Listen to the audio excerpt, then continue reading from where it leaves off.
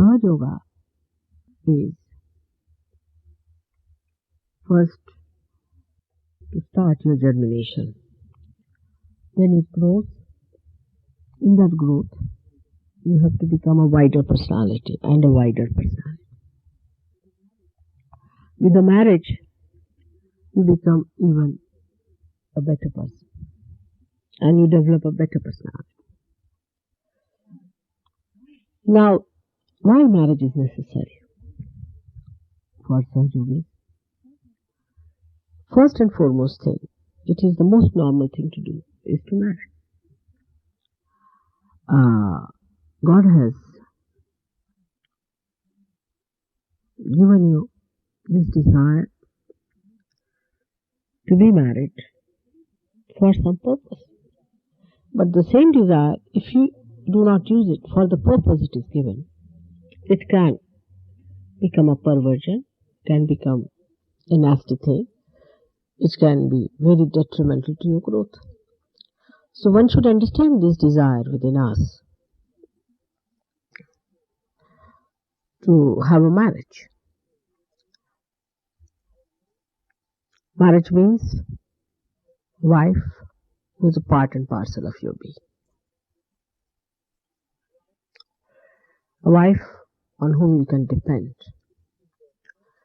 She's your mother, she's your sister, she's your child, she's everything.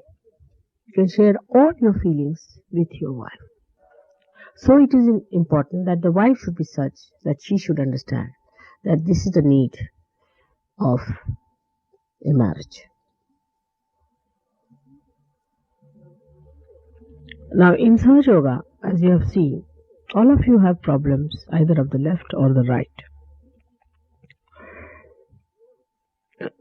Now, when these marriages will take place, mostly spontaneously, it will happen by the nature's plan itself, that you will marry a person who is a complementary personality to you. Because supposing you are a left-sided person, and if you have a person who has a left side which is very strong, it will compensate. And that's how you will make a good marriage. But for that, one thing is very important, that you must share. You must share life, every bit of it, every moment of it. If you do not know how to share life, it's going to be very, very difficult. When it comes to love, how do we express our love? By sharing all our joys, all our pains, all our problems. But in Sahaja Yoga, it's little more, I think quite a lot more, much more. Here you have to share the community. The marriage is not for individuals in Sahaja Yoga, not at all. If anybody has this feeling that the marriage is between two persons in Sahaja Yoga, is a wrong thing. It is two community, it can be two nations, it can be completely two universes. So it is not to be enjoyed between yourself. If you are good husband-wife to each other, it's not sufficient in Sahaja Yoga. That love should be enjoyed by everyone else in the society, in the community. If you cannot do that, then you have not achieved Sahaja Yoga marriage. It's just an ordinary marriage as people have. It's just nothing special about it. Such marriage should be able to give chances for very great souls to come on this earth. A person who is married in Sahaja Yoga, who are Sahaja Yogis, who are sharing their love equally with the Sahaja Yogis and the society that is Sahaja Yoga, then only great people will be born. I would say Bhagwan has done that. Bhagwan and Mandy, they have done it. It's something surprising. You see, they were engaged before marriage. They were married before Sahaja Yoga. They were married after realization. And I don't know how it has clicked in their life that they really share companionship with other Sahaja Yogis. Whenever he writes to me, he always writes about other Sahajogis. He'll ask about every one of them. How are they? What are their problems? Unless and until it happens, the marriage has no meaning in Sahajogi. At all no meaning. So first test of a Sahajogi marriage is that how much you have been able to share by this marriage other people. Now for example, in a normal marriage, a man is the person who is the head of the family, as you say. Now, he has to be the head. The man has to be head for certain reasons. There is nothing wrong in man becoming the head. It's all right, you become the heart. Heart is more important than head is. Perhaps we do not realize that, how heart is important. You see, even if the head fails, the heart can go on. We can go on always up till the heart is going on. But if the heart fails, the head fails too. So you are the heart as a woman, and he is the head of the family. Let him have that feeling that he is the head. It's a feeling, just a feeling. Like the head always feels that he decides. But it's the brain that also knows that it's the heart one has to cater for. It's the heart which is all pervading, which is the real source of everything. So the woman's position, if she understands how important it is, she would never feel let down or dominated if she knows she's the heart. I think this is the point people, women especially in the West, have lost and have forgotten and have not realized. If they had realized this point, there would have been much less problem. You see, it is not the way people think they control others or dominate others or sort of try to suppress them. It is not that way. It is the heart which really governs everything. Heart rules out everything else. It is heart which has got the power to envelop the brain, to soothe it. Brain is a headache, It works like mad. But heart is the one which can really cover the whole body with its love and can soothe it, can give it joy and happiness. It is the heart which contains the spirit. So heart is a very important thing, which is the power of the body. Like ultimately you have to become the spirit which is in the heart. With brain you know things, and that's why the man has to be the head. He has to go out, he has to work, he has to deal with people. His life is, he's an extrovert as you call it. And woman also has to work sometimes if there's difficulties and troubles are. But a woman should not feel dominated if the man says, all right, you don't work. But if he says it in love. Now, if the brain starts dominating the heart too much, what will happen? Then there will be dryness. You see, like many men are very meticulous, very particular, they are headaches, absolute headaches to themselves, to others, and to the whole society. Such people can become extremely dry, and they can be all the time, you see, like they can never enjoy their wives, they can never enjoy their children, they cannot enjoy anything whatsoever. Because, you see, they are so particular. Like they said, come at 5:10. Now, if you reach there at 5:09 or 5:11, you had it. They are just watching time, just to find out the faults. You see, as soon as the wife comes in, they'll be shouting, what? You've come so late. How many? 45 seconds.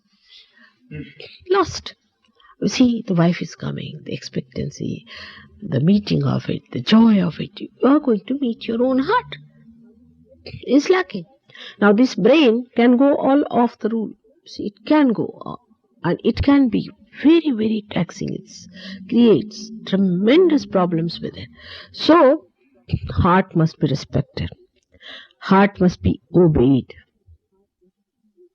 That's the point. See, heart must be obeyed. But that doesn't mean that the women should dominate men. It doesn't mean that. Obeyed means you must understand what your love says. See, do it in love. If you do it in love, it's very good. For example, I am lecturing you morning till evening. You are not tired of my lectures. Normally people should be, what's this sermon going on? This lady all the time talking to us. But you do not mind it for one reason. Why? because you know I love you very much. In the same way, the woman must establish the role that she loves. The man may become little funny, but he'll come round. He'll go a little astray, but he'll come round. But do not judge him in outward dominations. Like you see, if he says this color is not good, all right, whatever you like, I'll put it. Then he himself will say, oh, I think the one you had put was good. You know, I was really foolish. He would say like that. You just agree to them, you know. I mean, I have experimented this in my own life. See, I've done it. See, for example, say my husband doesn't know much of roads, you see. So, supposing we are going somewhere and he'll say, no, I think this is the way you have to go. I said, all right, you can go ahead. And I'll walk with him. But I said, no, but I think it's not the road. I'll have to walk again back, I know for definite. But all right, if you want, I can walk with you. All right, I'm walking. I'm just enjoying. I may have to go this way only. So he says, then he starts wondering, is it true? Is it correct? Then he starts thinking, you know, that is it really? Or maybe because she has instincts, you see, she has intuition. She has so many things. She gets that, what you call there's a word in English for that also. You get a hint, you know, suddenly a hint, that hitch, they call it a hitch. You see, they get a hitch, and that comes out to what is it? Hunch. They get a hunch. They get a hunch of it, and that's what it is. And once they start understanding that the hunches of the wife is correct, then they follow her in a way. But what is so great in making your husband follow you is wrong. I think there's no need for him to follow. You go this way. What is the need to do all that? We are going the same way. But we must know that somebody is on the left, one is on the right. The left has to be on the left. Supposing the left wheel starts going to the right, we'll have only one wheel left. What are we going to do about it? We are all going on the same way. There are no two ways about it. There are two wheels needed to give it a balance. But we are going on the same way. These people don't realize. They think one wheel has to go on the right, another has to turn to the left. So imagine what will be the condition of such a family. We are going on the same way. Only understanding is needed. That one has to live with the powers of heart, and another has to live with the powers of rationality, of understanding. Now, when it comes to rationality, ultimately it will turn to heart. Because it reaches a point when it does not know, you see, then it comes to heart. Once women realize this, that they have this within themselves, but you must nurture your power of heart. You must, but you compete with them in everything, you see. He goes on the horse, why can't I? See, he does this, why can't I? If he can drive, I can drive. You see, wisdom lies in doing things, many things,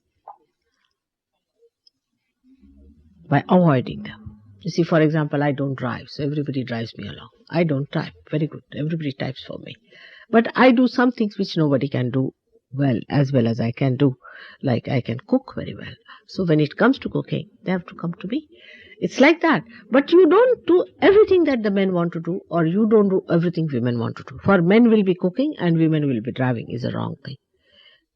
Men should know all manly things and women should know all womanly things. They must learn. They must put their heart into it. I mean, women can be equally intelligent. Men can be equally intelligent. Women can go onto the right hand and men can go on the left hand. No doubt about it. But you put imbalance to the whole universe by that. That's the point. It's not that by doing that you are in any way less or more. This idea should go out of your minds. Absolutely. That men think that, oh, I am the man who wears the pants. All right, you wear the pants, but we wear the beautiful skirts. All right. That's the way it should be looked after. You see, once this goes away, you see, Sahaja Yoga will work out better. The domination only is felt when there is no love. You see, sometimes you like people to dominate you, isn't it? For example, they say, no, come along, have this food. Must eat, must have this. You like it because somebody cares for you. There's a concern. Somebody loves you, wants you to have this and wants you to do that. You like such a person. You want somebody to do that. You do not want to be left to dogs that do whatever you please. That kind of thing is no good.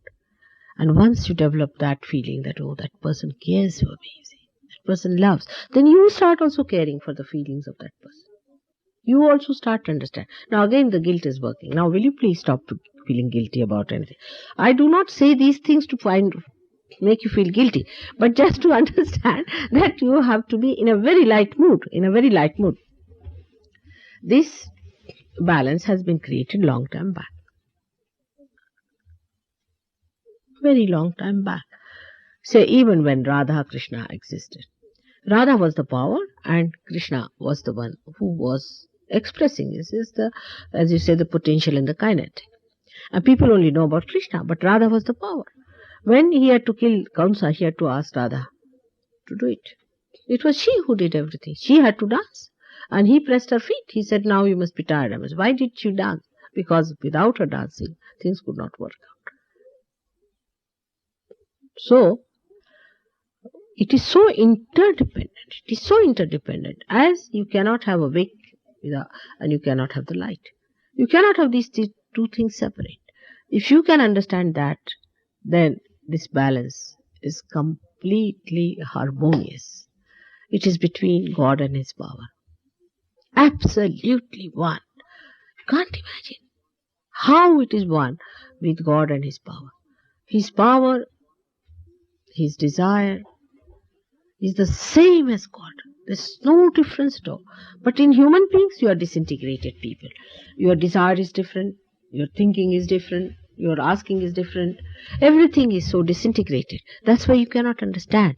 That's why marriages are also disintegrated. The complete integration is the intermingling. If the wife has to work, one need not work. If the man has to work, doesn't worry. As long as there is complete understanding of integration, of balance within her. Of course, the women are responsible, the grace of the family. She has to be gracious. It doesn't look nice for a woman to behave like a man, because man need not be that gracious as the woman is. He's after all a man, so it's all right. I mean, in his behavior, he need not be atrocious, but I mean, sort of, sometimes if he swears, sometimes doesn't matter, you see, sometimes in a way for a man. But for a woman it does, because she is a gracious thing. But there are some things that man cannot do, is he, like taking interest in women, you see. Some men are so hot, horrible, and absolutely one can't understand the way they take interest in women, what dresses women wear, sort of thing, All this rat-like behavior is horrible, and this cannot be manly. That means they are such slaves of women. They may call themselves something this and that. As I heard that this Mrs. Kennedy's clothes were for sale, and people from Australia were flying out to buy them. I mean, think of these men. What do you call them? I don't know what you call them in English language, but they're just worse than earthworms. I don't know from where they come. So man has to be a man. And man is a person like Rama. You have heard about his life, how he was, you see, how he loved his wife, respected his own chastity. A man who cannot respect his chastity is not a man. He is absolutely an earthworm. So this is what it is. A man has to have a character. He has to have that chivalry in him. He has to have that courage in him. He has to have that protective thing. If thieves come in the house, the man tells the wife, oh, you go and open the door and I'm going to hide. Then, and when the thieves go away, he says, I'm going to dominate. That's not the way. The man has to protect. The man has to look after. That's why it doesn't matter if he is little crude sometimes. It doesn't matter. Because he has to face, we can say he's like a thorn, and women are like the flowers. Now, in the thorn and flower, you would like to be a flower, isn't it? But in a man and woman, you would like to be a thorn. So it's wrong. He has to protect. He has to look after the invasions on the family life and other things. On the contrary, they are the ones who allow infiltration by wrong people in the family. It's the men. They bring in horrible women, they bring in horrible people through their domination. Oh, she's my friend, how can you object? But what sort of a friend is she? He has to say, no, I don't like these people to come in the house, they're not right time, they have to get out. It is he who has to say. and the woman has to understand. But if he says it's just out of domination, it is nonsense. So everything has two sides, as you can see clearly. If it is done in love, it's perfect. But if it is done in domination, it's nonsense. Why dominate? I mean, I don't understand the word domination. When there are two wheels, do they dominate each other? Can they? If one dominates, say one becomes bigger than the other, it will go round and round, won't it? There's no question of domination in this, but it's question of integration and understanding and complete cooperation within themselves, which must permeate into the society, into the family. The marriages which are not helpful to the society are of no use. They are just a waste. Just a waste, you see. We have so many marriages like this. People get married, live well, happily among themselves and finish up. These are the marriages which are going to change the society. With their joy, happiness, make a home where everybody is expected, look after them, do for others. You see, there are many people who think that nobody is doing anything for us. What have you done for others? What have you done? Have you done anything for them? This, once you start deciding and understanding, it would be very good. Normally, a woman is, if not brought up properly, can be very, very conceited and can be very selfish and self-centered. Men can be also, but women can be because, I mean, they are brought up, if they are not brought up properly, I'm saying that. They may not like to spend their money on others. They would not like others to come in the house and share this and that. But again, we have to judge it. Is it done in love or not? Like the husband, you see, brings his friends, and they may not like the friends coming in because it means money. You see, they would like to have more ornaments to themselves than to have some friends for their friend. Can be. They can be like that. Some men could be like that also. But both the things are wrong. This should be shared to be understood. And the whole thing is that you must lavish your love on others. You need not spend money for that. Need not. You can just be kind to them, nice to them, and little money too. You see, there's no harm in spending little money for others and expressing your love. You see, we are still very meticulous in our Sahaja Yoga as far as money is concerned, as far as love is concerned. We are very, very cautious. We are so much of fear within us. See? Now, domination should never come in Sahaja Yoga at all. Say, for example, when I am telling anything, an outsider might think that I am dominating. Because really I am touching very sore points within you, if you see it clearly. It is that putting the left side too much, you are all feeling guilty. That's not good. Come along. So, this is also an escape. See, that you start feeling guilty and then you just don't cure yourself. Just don't feel guilty about anything. See, I'm just telling you this because I have to tell you. Now, one can feel that this is domination if they do not see the love behind it, the beauty behind it, the compassion behind it. So, never to feel that anybody dominates you is the best way. You see, how can you be dominated? You are the spirit. Your ego can be hurt. You are the spirit. It cannot be dominated. But are you the spirit? Are you feeling your spirit? If you are feeling your spirit, you can never be dominated. No one can dominate you. But if you feel that way all the time, that you are dominated, you'll become a very, very nervous person. You can be a horrible person. You cannot face people. So it is time that you realize you are a spirit and your husband is also a spirit. Or if you are the husband, you must know the wife is also a spirit. And a mutual respect must grow in that level because both of you are saints. You are Sahaja Yogis. You must respect each other because you are Sahaja Yogis. Everybody respects you because you are Sahaja Yogis who have not achieved realization. Oh, they are realized souls. You just think when you were not realized, if somebody had told you that he is a realized soul, how you would have felt about that person. You are not conscious of that, but you should be conscious. By that you should not become vain, but you must respect others, those who are real. They are realized souls. They are the children of your mother. When talking to each other, you have to understand that. More so when you are husband and wife. The whole understanding that you had so far of husband and wife must be given up. It is, I think, is a contract, sort of a marriage. In a marriage, you see how much he dominates, what are his powers, what are my powers, how much money I get, how much he gets, where is the money kept, what's all that. You see, it will only happen when you do not trust each other. But go on trusting more and more. There should be a competition in loving. There should be competition in trusting, in being honest, in being kind, in being in service. Let there be a competition like that, and then you will achieve results. The competition should be on the other side. Instead of dominating, instead of being afraid, instead of sharing all nonsense. There's another thing which I must point out, which happens to married couple, and which is very, very wrong also. That they, both of them, take up a role of very miserable people. The les miserables, you see. They sit down, crying,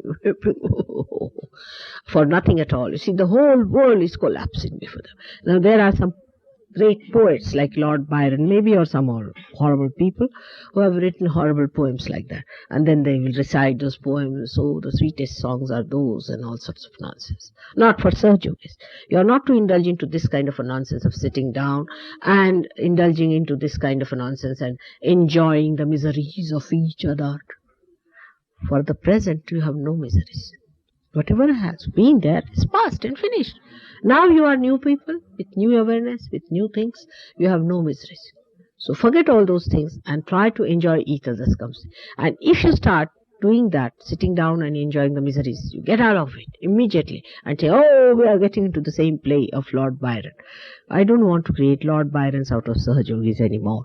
So please remember that don't sit down and discuss and analyze your miseries. You have no miseries of any kind. You are the spirit.